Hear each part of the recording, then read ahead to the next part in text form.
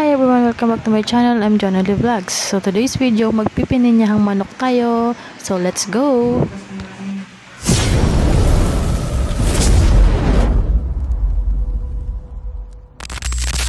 So ayan, meron na tayo ditong manok. Itong manok na to, sinangkot siya na siya or pinrito na siya para na mag-golden brown.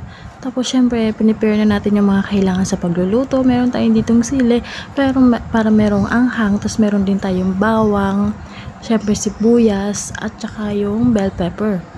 Tapos syempre, meron tayong ditong pineapple. Para syempre dahil nga siya ay pininyahang manok. So, para medyo may kakaiba, meron naman tayo ditong kamatis, carrots, and patatas.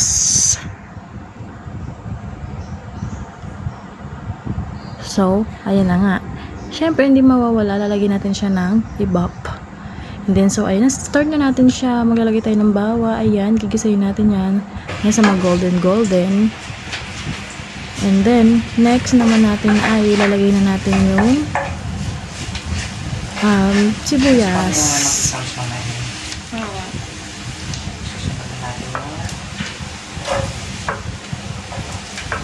So, ayan. Tapos, haluin ulit natin.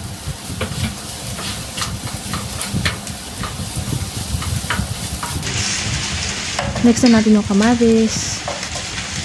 And then, syempre, halo-halo ulit.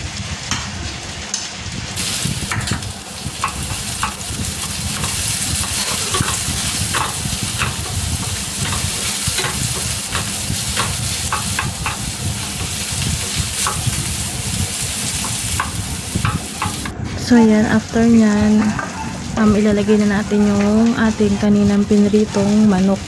Yan nga palang manok na yan ay nababad na yan dun sa may pineapple. So, mapapansin ko, nandiyan na yung sabaw niya ng pineapple, tsaka yung pinaka mismo, pinyano, ayan.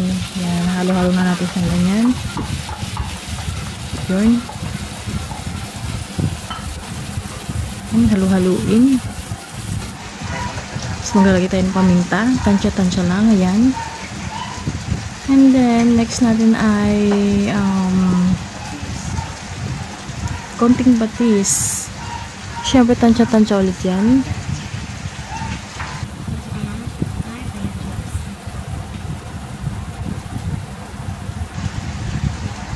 Tapos, nalagyan natin siya ng nor cubes. Siyempre, chicken. Dagdag, pampalasa, no? Tapos, siyempre, halo-haluin natin siyang ganyan. No? Tunawin ng, nor. Yan, ganyan. Sarap na siya, no? Wala pa yung ibap dyan. Yan. And then, lalagyan natin siya ng, lalagyan na natin yung mga gulay. Yan. Mga gulay. Yung patatas and carrots. Then, syempre, halu-haluin na lang ulit natin siya. Yan.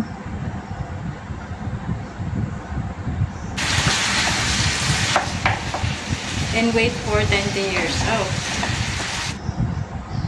Yun. Syempre, mag-a-add tayo ng, kalahating basong tubig para kumulo siya, para maluto siya, no? Yan, para may sabaw. And then, yan, tatakpan na natin siya. Wow! And then, kapag kumukulo na siya, yan, tulad nito, yan, ilalagay na natin yung gatas, yung ibap. So, ubusin na natin yung ibap para creamier. Yan, ganyan. So, yun yung ginamit natin imbis na gata. Kasi para pwede pa rin sa ating senior na kasama. Yum! Yan lang para tipid, tsaka mas mura yan. Yun, ang daming sabaw, diba? Tapos syempre lalagyan na natin ating bell pepper. Yan. And then ilalagyan na natin yung yung sili. So para medyo maanghang siya. So dahil Bicolana mga person, gusto namin yung may anghang. Yan. Kasi parang pag walang sili, parang hindi masarap sa panlasa namin pag walang sili. Yan, mag-add tayo ng konting paminta, yan. Yun. And then, syempre maglalagay tayo ng asin. So, tansya lang yan. Depende sa inyong panlasa. Yan. Lagyan natin siya. And syempre, halu-haluin natin yan. Para pantay yung lasa niya. Yun.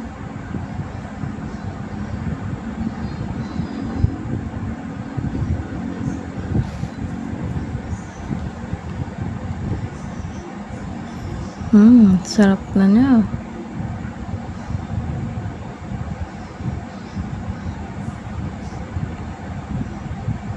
Ang bango na. Mabango na siya, no? Yun. Tapos, syempre, tatakpan natin yan. Para manot yung lasa. And then, tsadan! It's so Ito na siya. Yan. Pwede na siyang, hanguin at iulam. Pero, syempre, titikman muna natin yung lasa kung tama na ba siya. Para ma-adjust pa natin habang kumukulo-kulo pa siya. So, okay na siya. Okay na yung lasa niya. So, yan. Dahil gutom na tayo, kakain na tayo. Ready to eat na.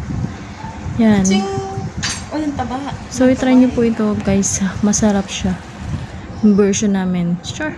Version. So, ayan. Wow. Ang ganda. Yung umunti na yung sabaw niya, na-note na yung lasa niya. Yarn. So, kung nagustuhan niyo po ang video na to, don't forget to like and subscribe. Thank you for watching. Ito pong aming version ng pininyuhang manok. Bye-bye!